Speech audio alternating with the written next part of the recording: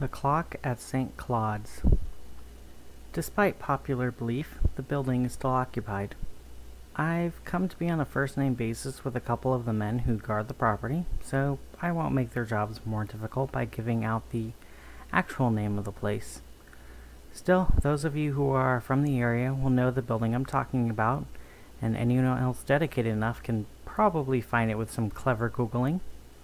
Suffice it to say that somewhere in the United States there was a peculiar orphanage. Let's call it St. Claude's Orphan Asylum. Before it was an orphanage, it was a boarding house. And before then, it was a would-be dormitory.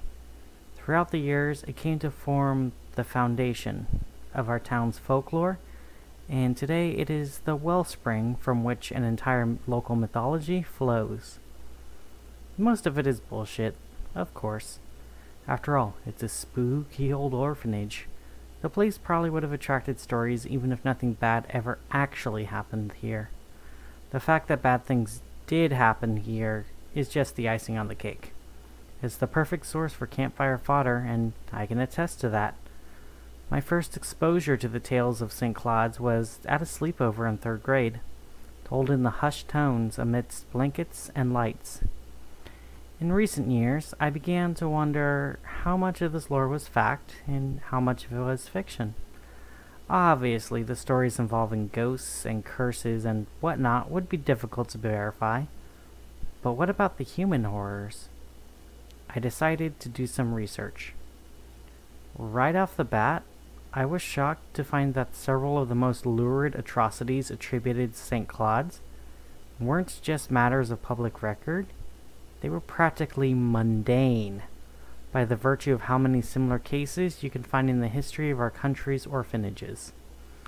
Based on everything I've read, I can say with no exaggeration that for most of the 20th centuries, orphanages could murder children with no effort nor consequence. There were countless acts of cruelty committed on the ground of St. Claude's. Every case of abuse is a tragedy, and I don't mean to diminish the significance of any injustice by excluding it, but exclude it I must. For today's purposes, we won't linger on the beatings, the humiliations, the molestations, or the alarming number of accidents involving stairwells and electrical sockets and pointed shafts of wood. You see, many orphanages have been places of cruelty. But today, I'm going to tell you why St. Claude's was fucking weird. The first thing you need to understand is the building itself. In its earliest life, it was intended to be a dormitory for a privately funded college. But the private funder went broke and plans for the college came to an abrupt halt. Still, the dormitory was mostly finished, and a couple of enterprising businessmen finished it up to use it as a boarding house. One key feature remained incomplete, though: the clock on the facade. The face was set up and ready to go, numerals embossed and polished, but no hands had ever been installed. The issue seemed to have stemmed from a miscommunication between the clockmaker and the architect. Normally, there's a shaft which connects the hands of the face outside to the clockwork mechanisms inside the building, but the shaft piece delivered to the site was too short to bridge the gap and too wide to fit through the opening in the wall. The clockmaker and the architect blamed each other for the mistake and demanded further payment to fix it. So, naturally, nothing else was done about it until the Catholic Church paid to have the clock face covered by brickwork when they bought the property 2 decades later. As for the clock's internal mechanisms, never removed. The second thing you need to understand is the children. Despite what some may assume from the name, St. Claude's Orphan Asylum did not house mentally ill children. What's more, the children weren't even orphans in most cases, just kids who got extracted from troubled families by the church or the government after the parents were deemed lacking in morals or money. Children up to the age of 13 were accepted at St. Claude's, though sometimes they could stay through early adulthood if they could find nowhere else to go.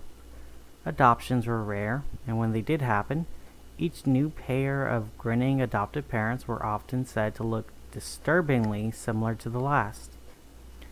The sisters taught the children employable skills that they could use in the future, and only in the future, as actual employment was not permitted while under the sisters' care. Whenever an enterprising scamp would sneak off to work odd jobs in town, their wages were confiscated without fail. The sisters always knew, and the sisters always punished. Of course, punishments didn't always require an actual offense. The children of St. Claude's had a reputation, you see. Many came from other orphanages that were ill-equipped to deal with such troubled youths. The sisters attributed the children's issues to spiritual matters, generational sin, usually, though satanic influence wasn't out of the question.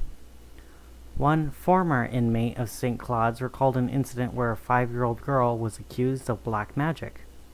A nun claimed to have seen the girl levitating, and when the girl embarrassed her by failing to reproduce the effect for the other sisters, she took the child in her arms and threw her out of a second-story window.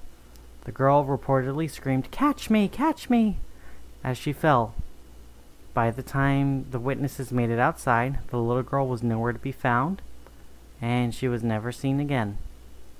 The sisters simply said she'd gone home to be with her parents. Fear was a constant companion for the children of St. Claude's. All punishments and reprisals were the stuff of nightmares. But the one that brought me to write this today is the winding of the clock. The foyer of St. Claude's takes up 2 stories. It has a curved staircase and a small balcony on the second floor to give the impression of grandeur.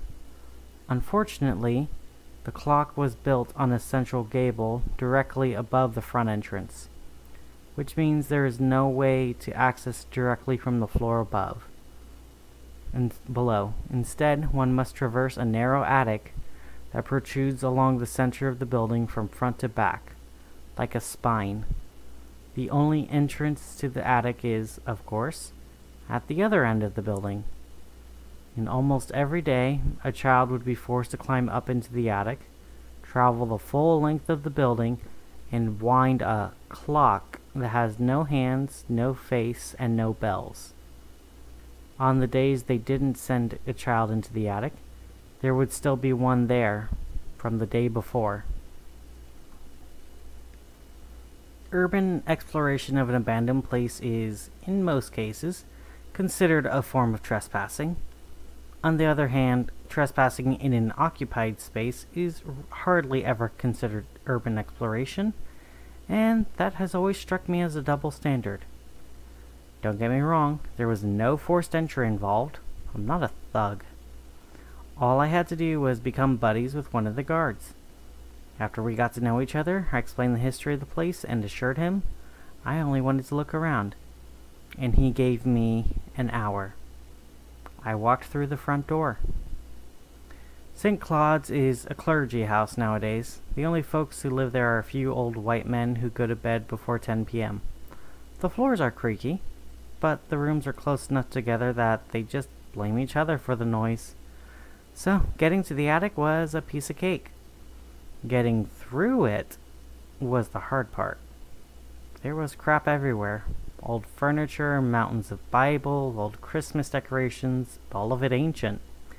Ruined by water damage and infested with rot. The ceiling was lower than expected. Just a little under 5 feet of clearance. Explained why they only sent kids to do it. Walking more than 24 yards while hunched over would be bad enough on its own, let alone when you had to constantly stop and crawl over a moldy love seat or a box of spider-infested tinsel. The far end of the attic drops down a couple of steps, leading right up to the gable, which allowed me to stand up straight again. The clock mechanism itself isn't terribly large, or at least not to an adult.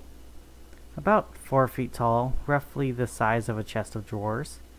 A skeletal frame wraps around the base, like the edges of a box, leaving every tooth on the cog fully exposed, To wind it, one must affix a detachable crank to the top of the device and give it a couple dozen turns. Now, if you're about 5 feet tall, this is no problem. Unfortunately, most of the kids at St. Claude's were under 10 years old.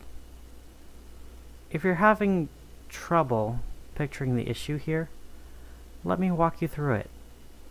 You're 8 years old, and the nuns threaten to send you to bed without supper, or worse. And if you don't wind this damn clock, you clamber into the pitch-dark attic with only a box of matches and maybe an oil lamp if you're lucky. You're too short to reach the crank, so what do? You climb up on the frame and kneel over it. The crank is stiff and heavy and you can't see shit. And you're shaking like a leaf because you're fucking terrified. The crank hits a hitch, and you lean on it with all your weight. It suddenly gives all at once, catching you by surprise. Your foot slips and your leg slides between the gears. The heavy clockwork snaps your body in 3 different places as it pulls you in. More than a dozen children are said to have died this way. No bodies were ever found, but there were remains. One survivor told me how she was put on clock duty a few days after a little blonde girl had vanished, and sure enough, she found a knot of wispy golden hair snared around the sprocket. She took it for evidence and hid it in her pillow, but a sister discovered it 2 years later. Having seen the clock myself, I can't quite tell you whether I think it's as deadly as the stories say. The machine and the area around it are clean. No blood or hair or even rust to be found. The teeth on some of the gears look quite sharp, and there are certainly a lot of pinch points, but it doesn't strike me as a meat grinder for children. I guess my verdict is that any child who fell inside probably wouldn't be reduced to a pulp necessarily, but they would definitely come out broken. At any rate, while I was inspecting the machine firsthand, I made a discovery. 3 of them, actually. The first is that there's a ladder right there behind the clock mechanism. It's wedged in tight, so it's not like someone stored it in there carelessly. And it's clean too. The second is that there's a conspicuous rectangular seam in the wood beneath the machine. Just big enough for a small adult to fit through. And the third discovery, and the reason I'm sharing this with you all today, is that it's still ticking. Someone is still winding the clock.